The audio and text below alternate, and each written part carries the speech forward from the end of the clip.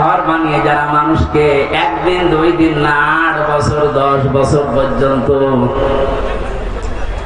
আমার মনে হয় যাদের ভেতরে অন্তত যারা পরিমাণে মনুষ্যত্ব আছে, তারা কোনদিন আয়না ঘরের ভেতর থেকে পাহারা দিয়ে এসে নিজের বাড়িতে ঘুমানো সম্ভব না। আমি রিমান্ডে যে মাটির নিচে ছিলাম সেখানে ওরা রেখেছিল, আমার উপর যে অত্যাচার করতো, মাঝে মাঝে চিন্তা করতাম আল্লাহ এরাও তো মানুষ, এরা বাড়ি যে স্ত্রীর কাছে থাকে কি করে, এদের তো ঘুম আসার কথা না। এরা নিজেরাই আমাকে বলতো আপনার কোনো দোষ নেই আমরা জানি, তারপরও আপনি এই করছেন আমার সাথে। কালো কাপড় দিয়ে চোখ বেঁধে হাত পেছনে বেঁধে রেখে মাথায় দড়ি দিয়ে টাঙিয়ে রাখতেন, আর আপনি বাড়িতে ঘুমাতেন, আপনার ঘুম আসতো কি করে? তার মানে মনুষ্যত্বের যারা পরিমাণ একটা কিছু ছিল না, এরা মানুষের বাইরে চলে গেছে। আমার সাথে ভালোবাসতো আমাকে, তাই যদি এই করে যাদের করে দেখতেই পারে না, মাঝে মাঝে বলতো হুজুর আপনার ওয়াজ শুনি আমরা। ওরে শয়তান, কিসের ওয়াজ শুনতে?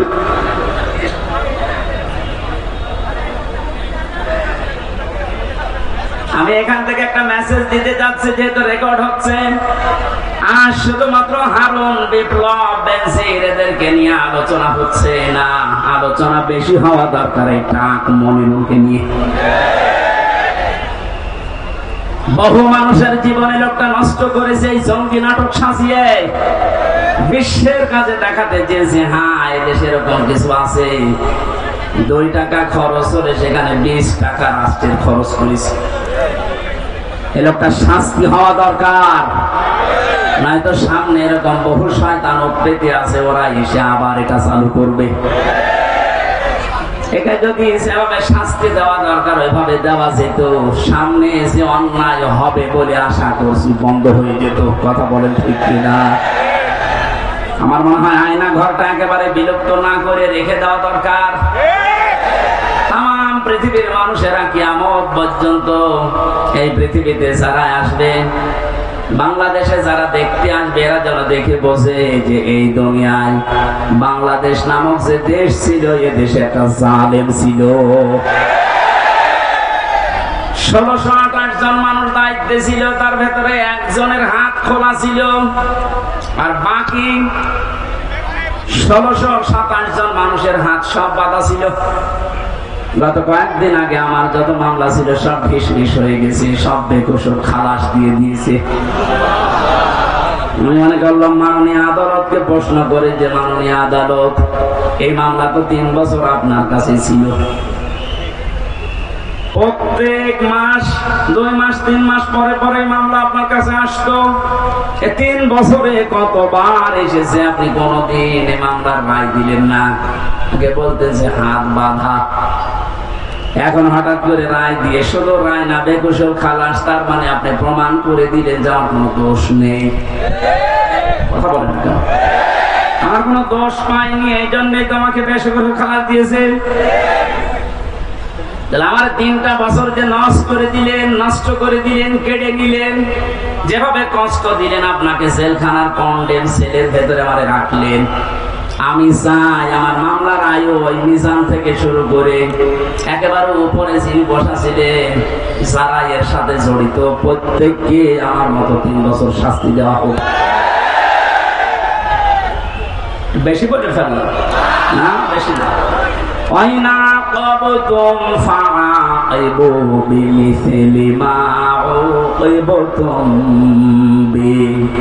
যতটুকু অত্যাচারিত তুমি হও ওই পরিমাণে যদি করো কোনো গুনাহ নেই। আমি তো এটা চাচ্ছি। আপনি আমার উপরে যা করেছেন, আমারটা আমি বললাম, ব্যারিস্টার আরমানের উপরে যা করেছেন 8 বছর, আমাকে তো 1 তালা মাটির নিচে নিয়েছিলেন, আর ওরে নিয়েছে 3 তালা মাটির নিচে। আজান কি দিন কখন রাত কখন আমরা জানতাম না, আন্দাজে ইশারায় নামাজ পড়তাম। এই কঠোর অবস্থা 1 দিন 2 দিন হলে মেনে নেওয়া যায়, 8 বছর তার কল্পনার বাইরে চলে যাবে। এরপরও অনেকে সাফাই গাছে যে কি করেছে, তারে কুকুরের মতো তাড়িয়ে দিলেন। আজকে তার ছেলে স্ট্যাটাস দিয়েছে, বাংলার মানুষেরা আমার মাকে কুকুরের মতো বিদায় করে দিয়েছে। লজ্জা করেনি কথা বলতে, কি বলছে না বলছে মাথা খারাপ হয়ে গেছে। কেন কুকুরের মতো তাড়িয়ে দিয়েছে? তার বাস্তবতাই আয়না ঘর। আমার যতটুকু বাস্তব জ্ঞান আছে, এদেশের 18 কোটি মানুষকে যদি জালিমরা যা করেছে, 18 কোটি মানুষ সবাই বলে আমরা মাফ করে দিলাম, উদার হয়ে ব্যারিস্টার আরমানের বউ জীবনও মাফ করবে না।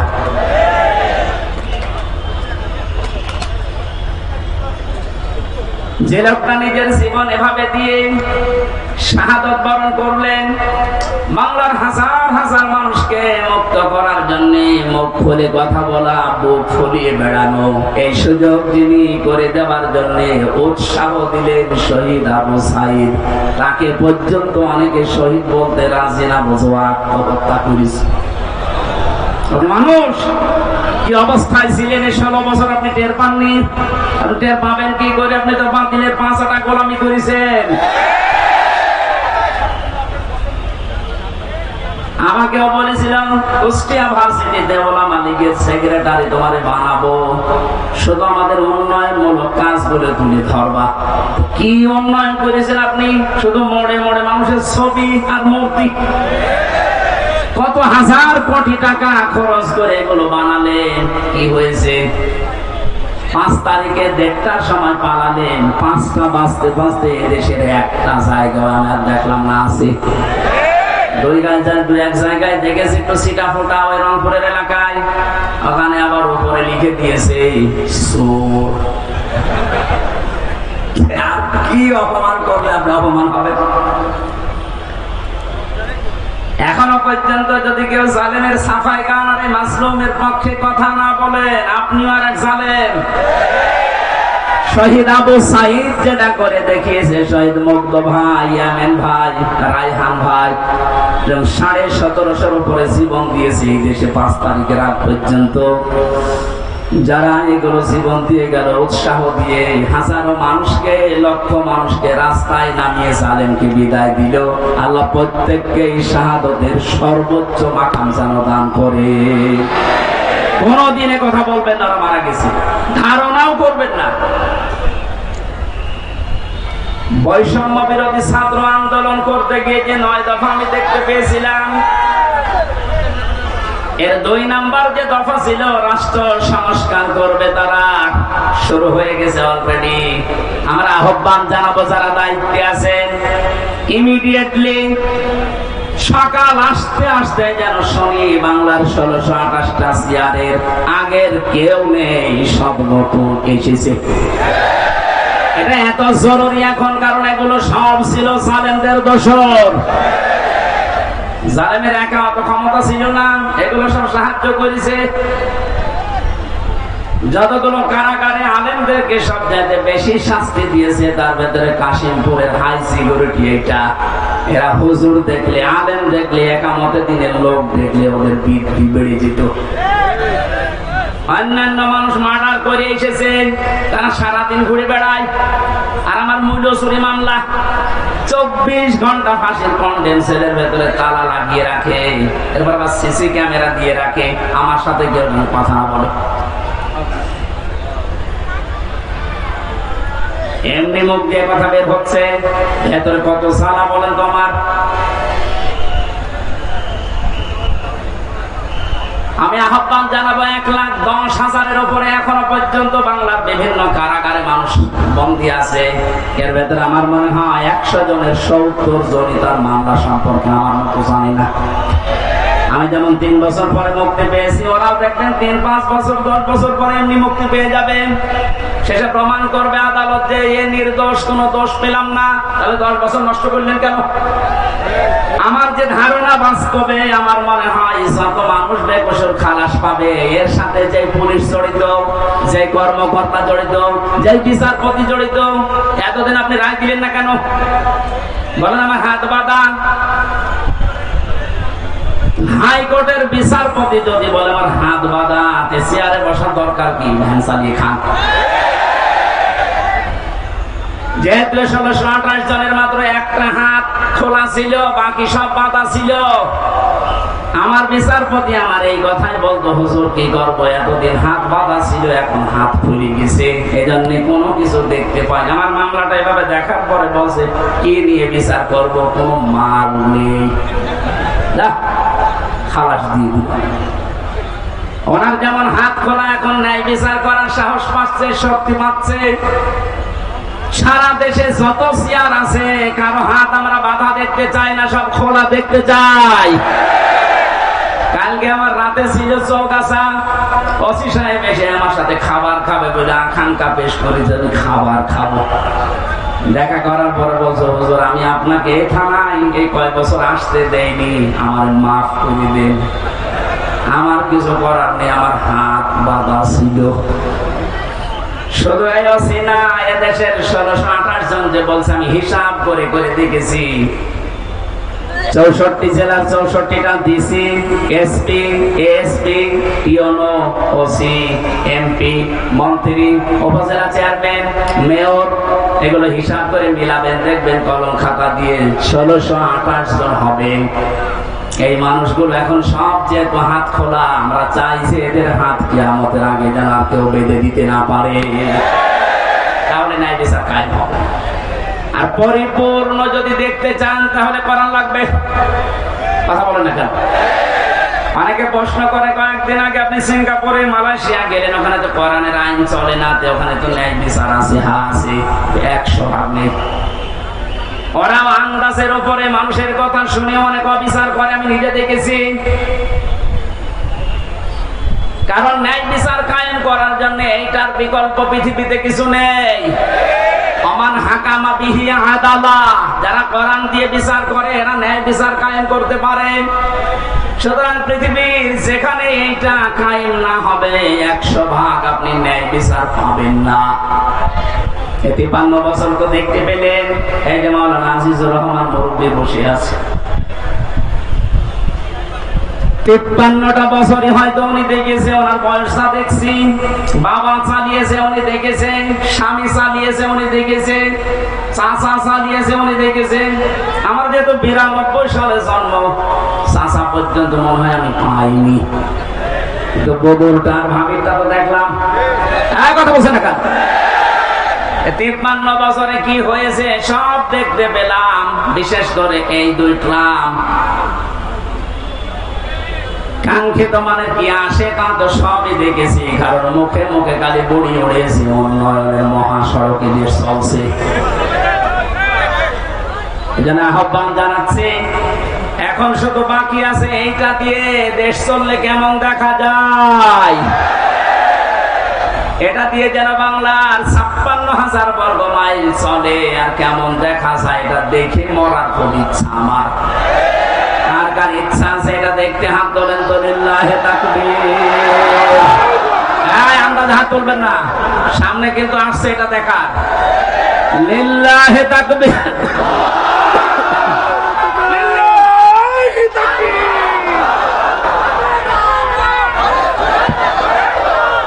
আল কুরআনের আলো, আল হাদিসের আলো,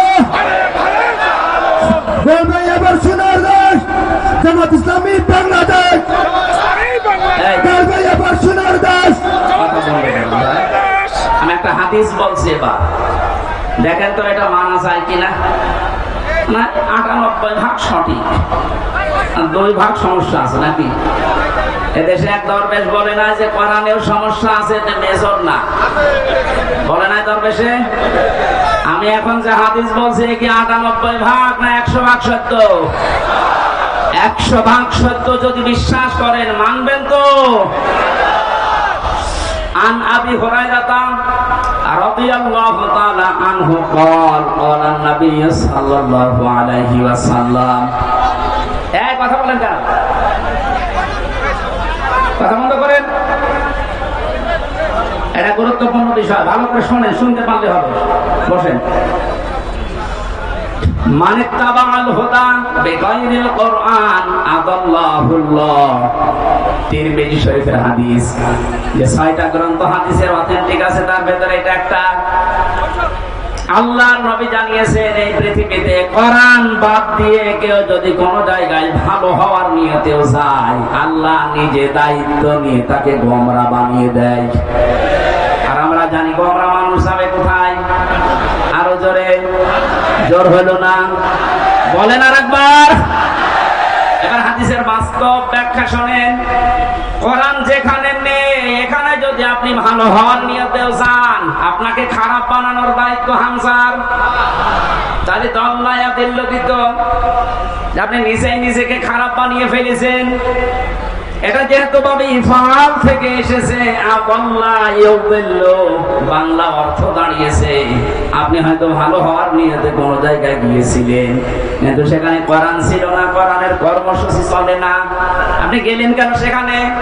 এই জন্য আল্লাহ নিজে দায়িত্ব নিয়ে আপনাকে গোমরা বানাবে, আর গোমরা মানুষ যাবে।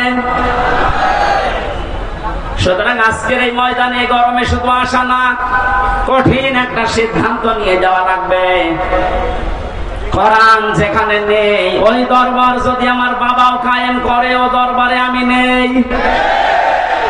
কোরআন যে রাজনৈতিক দলে নেই, যাদের কর্মসূচিতে কোরআন নেই, ও রাজনৈতিক দলের প্রতিষ্ঠাতা যদি আমার বাবাও হয়, আমি ওই দলে নেই। কারা কারা এটা মানতে পারবেন দেখি? আমরা হাত তুলবে না কিন্তু, দেখেন তো, হাত তোলে নিকে, দেখেন তো।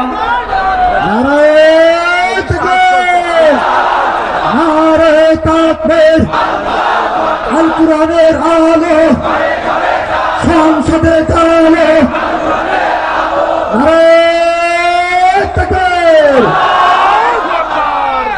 পুলিশের হাত তোলার দরকার নেই, পুলিশ তো নিরপেক্ষ থাকবে, পুলিশ হাত না। তারপরও আপনাদের কোরআনের পক্ষে থাকা লাগবে। আপনি কি জাহান্নামী হতে চান? এটা আমি আর কি করার জন্য, খেলা করার জন্য বলি না।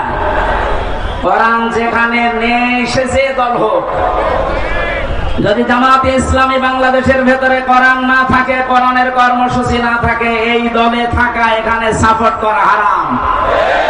বলেন।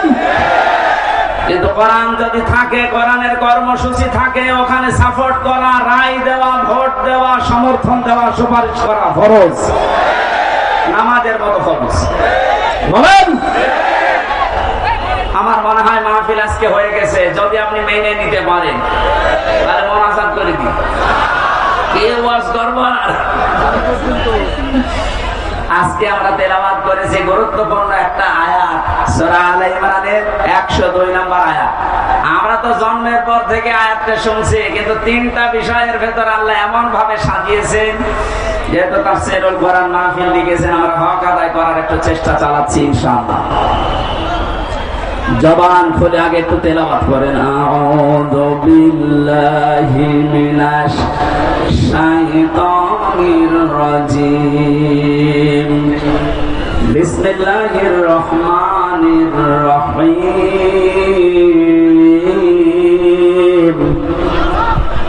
ইয়া আইয়ুহাল্লাযীনা আমানু তাকুল্লাহা হাক্কা তুকাতিহি ওয়া লা তামুতুন্না ইল্লা ওয়া আনতুম মুসলিমুন।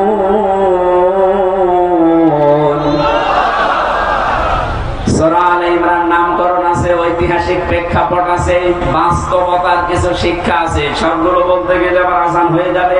আমি শুধু এখান থেকে যে শিক্ষাগুলো বের করতে পেরেছি, ওইগুলো আপনাদেরকে আমি শোনাচ্ছি। আল্লাহ প্রথমেই ডাক দিয়েছে শুধু ঈমানদারকে। এই আয়াতের মুখাতাব যারা, তারা ঈমানদার, কোনো বেঈমান এই আয়াতের ভেতরে নেই। এখানে যদি কোনো বেঈমান থাকেন, আপনি চলে যান। দেখেন তো কোনটা যাচ্ছে না, এইটা না। বেঈমানের আর ঈমানের কি পার্থক্য? মানে আমি যে ঈমানদার, এটা বোঝা যাবে কখন? ইযা সাররাতকা হাসানাতুকা ওয়া সাআতকা সাইয়্যাতুকা ফাআনতা মুকমিন। সাহাবী প্রশ্ন করলেন, হে নবী, আমার যে ঈমান আছে আমি কিভাবে টের পাবো? বিশ্ব নবী বলেন, যখন তোমার ভালো কাজগুলো তোমাকে আনন্দ দেবে, অন্যায় কাজ দেখলেই তোমার কষ্ট লাগবে, তখন বুঝবে যে তোমার ঈমান আছে। ও বেনাপোলবাসী, এই বেনাপোলে এমন মানুষ আমি পেয়েছি, ভালো কাজ দেখলে করলে ওর আনন্দ লাগে না, কষ্ট লাগতো। এই ময়দানে এনামুল হাসান আমার মাহফিল নিয়েছিল, এখানে যিনি ওই সময় দায়িত্বে ছিল, কি অপূর্ব নাকি নাম যেন, সে যে হাসান হোক, এতটুকু মনে আছে আমার।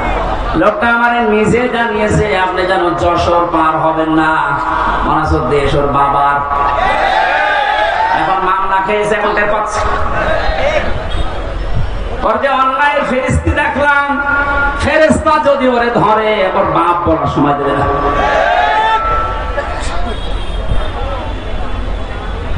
আল্লাহ গজব থেকে যে আপনাদেরকে বাঁচিয়েছে, এখন যিনি আছে মনে হয় আল্লাহর ওলি হবে। আল্লাহ ওনাকে হায়াতে তার যে বাঁচিয়াত।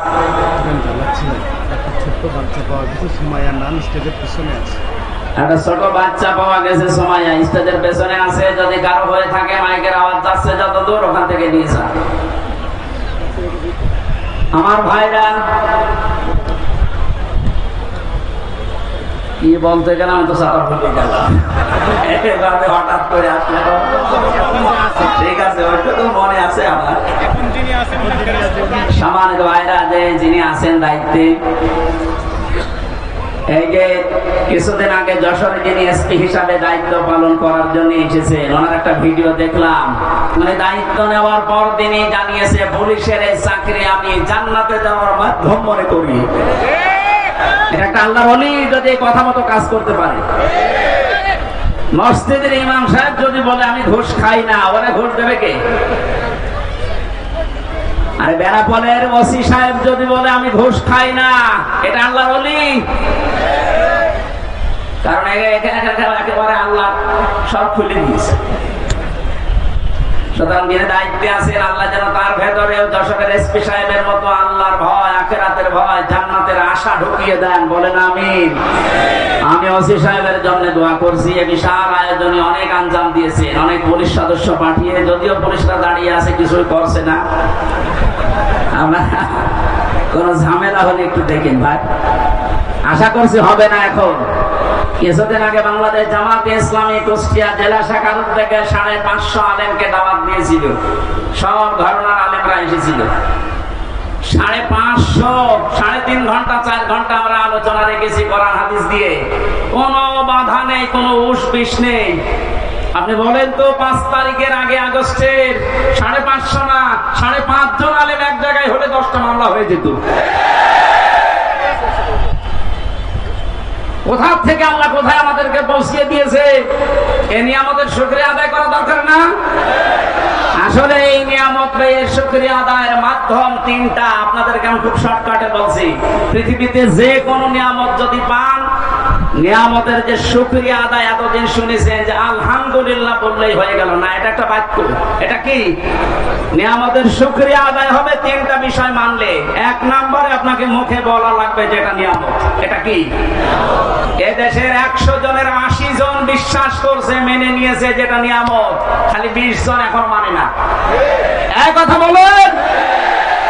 এই জন্য